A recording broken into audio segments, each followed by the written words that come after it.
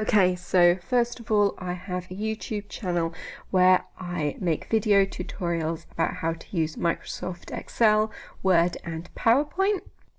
And I have about 1,000 subscribers. And at the moment, we're looking at the views for my channel for the last 90 days. The first thing you'll notice is this continuous wave in the views. There's this cycle going all of the way across, and this is a weekly cycle. So I get more views during the week than I do at the weekend. If you see here, this is the 29th of June, this is the 22nd of June, the 15th, the 8th and the 1st. And if we have a look at the calendar, you'll see that the 29th, the 22nd, the 15th, the 8th and the 1st were all Saturdays. So I get fewer views on a Saturday. I think I get more views during the week because I make educational videos and people are more likely to watch those sort of videos during the week. And also I post videos on a Wednesday, so I get more views in the middle of the week. Now I'm going to change the view from 90 days to 365 days. And you'll see that my views have been increasing during the last year. There's this dip here, and this was Christmas 2018. And then from January to about April, my views increased. And then for the last few months, there's been this plateau in the views. And I think this is a seasonal cycle because I saw a similar thing last year as well. If I change the view to last year, 2018, and I'll also zoom out a little bit so we can see the end of 2017. You can see there's this dip here for Christmas 2017. Then from January till about May, the views increase. And then there's this dip where the views decrease a little bit, and then they start increasing again at the end of the year until we get to Christmas, where there is another drop. And I think this is because during Christmas and the summer, people are on holiday, so they're less likely to watch educational videos.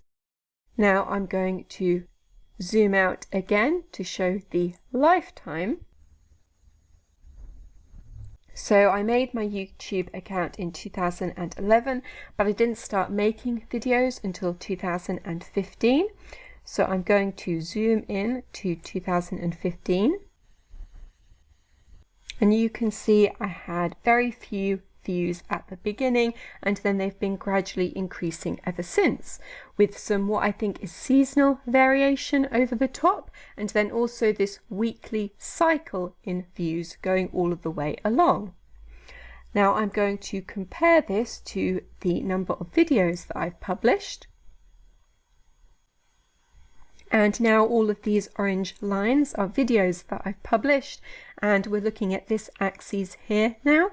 So this line here is from Christmas 2017, where I made 4 videos all in one go. But other than that, I've made one video at a time, and you can see I started in September 2015, and I made one video a week every week for 6 weeks.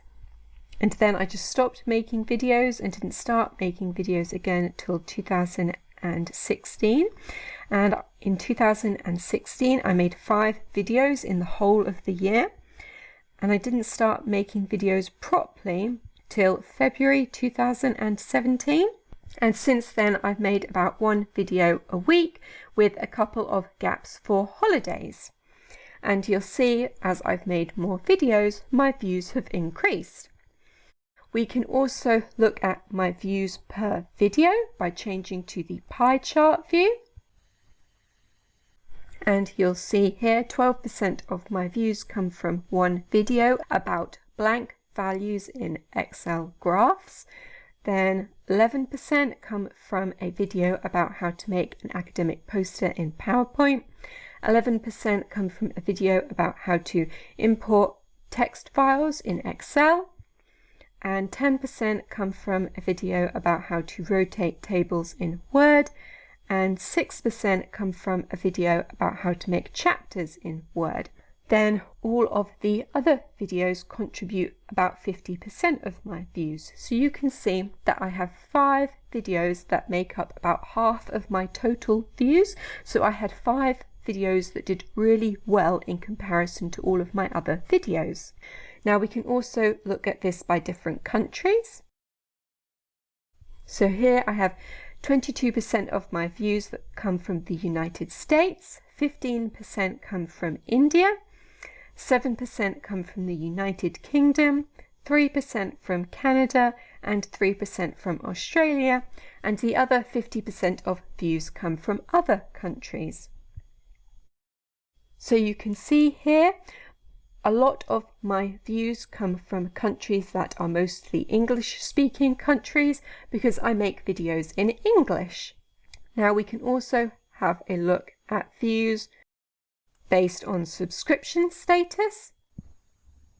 So you'll see here 99.5% of my views come from people that aren't subscribed to me, and just 0.5 come from people that are subscribed to me.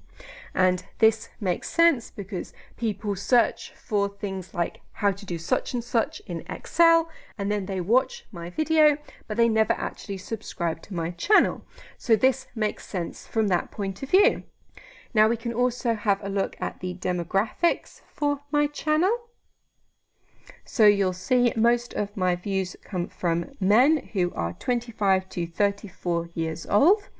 And if I change to the pie chart view and change that to viewer gender, and that's actually watch time, this is views. So 71% of my views come from men and 29% come from women. I would prefer for this to be more of a 50-50 split, but I don't really have any way of influencing this. Now we can also look at the audience retention. So you'll see there was quite a lot of variation in the beginning because I had very few videos. But if we zoom in on this, you'll see that this variation eventually stabilizes out at just under 2 minutes for quite a long time, and then recently it's increased to just over 2 minutes. And I'll compare this to average percentage viewed, and you'll see this follows a similar pattern. There was quite a lot of variation in the beginning, and then it stabilized out, and it's actually been decreasing recently. I think this is because I've started making longer videos, so this is causing people to watch more minutes of my videos but a smaller percentage of the videos. So I think people are skipping forwards in the video to find the piece of information that they want, or they are watching a video until they find the piece of information that they want, and then they stop watching it. Now we can also have a look at impressions and click-through rate, and this will take us into YouTube Studio, which is YouTube's new way of showing analytics. And if I click on my click-through rate here, and I'll also change this to show the last 365 days.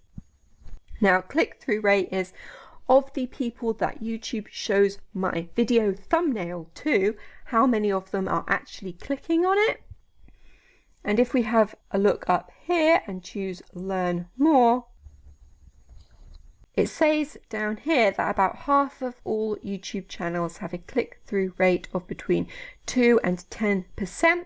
So my channel comes within this range. My click-through rate has been about 8% for the last year with some small variations. Now, if I scroll down here, we can see the traffic sources for my videos. So about 40% come from external searches. And if I scroll down here, we can see of those external searches, almost all of them come from Google searches. So about 40% of my views come from people searching my video topics on Google. Another 40% come from YouTube search, and if we scroll down here, we can see the phrases that people are searching for on YouTube that is leading them to find my videos. And I can pretty much guess from these phrases which videos people are watching. So I made a video about how to make an academic poster in PowerPoint. So a lot of these are related to posters in PowerPoint and academic posters, poster presentations, scientific posters, all phrases like that. I also made a video about how to rotate tables in Word. So I'm pretty sure that's where this is coming from. I made a video about cross-references in Word, making a list of tables in Word. So it's pretty clear how these are linked together. Then if we have a look up here, you can also see suggested videos. I get about 9% of my views from suggested videos. And if we scroll down here, we can see what videos these are. So suggested videos are when somebody is watching a video, what videos show up in the bar down the side. So for example, this is somebody else's video and people are watching this and not necessarily finding the information that they want. So they are seeing my video come up down the side as a suggested video and they are clicking on that instead. And again, lots of these videos are related to making a poster in PowerPoint. This is actually my own video here. So I think this is people watching this video and then YouTube recommending other videos I have made to them. Because this here is also a video that I have made and this one is also one of mine. Then there is this video here, which isn't one of mine, about how to rotate objects in Word, and also another one down here about how to rotate text in Word. And I'm pretty sure they are both linking to a video I made about how to rotate tables in Word. Then there's also a video here about Spearman's correlations in Excel. And I made a video about how to calculate Spearman's correlations in Excel. So that is probably the video that is being linked to that. So again, it's all pretty clear how these are related. Then down here, we can also see when people are watching my videos inside of a playlist, what playlist are they watching? So writing a thesis in Word is one of my own playlists, and that's where most of the views come from, although this is watch time, so it's where most of the watch time comes from. But there's also a playlist here called Unintentional ASMR, which isn't one of my playlists. And I think this is because when I first started making videos, my audio equipment wasn't very good, so my voice was very quiet. And so I think that's how one of my videos has ended up in this playlist. But if we open up this page, we can actually hover over this and go to the playlist itself. Then I can find which video of mine is now in this list. And if I scroll down here, so this is my video here, how to compare two documents in Word. So that is the video which is causing me to get views from this playlist. Now I can change to video here, and it will show me my watch time for the past year. So the black line here is the total watch time, and you can see that that has been increasing recently. And you'll also see this blue line down here, which is also increasing. And this is just one video, how to make an academic poster in PowerPoint. So you can see that this video has had a lot to do with the increase in the total views. You can see the lines look pretty related to each other. Okay, so in this video I have shown you some features of my YouTube analytics, and that is everything.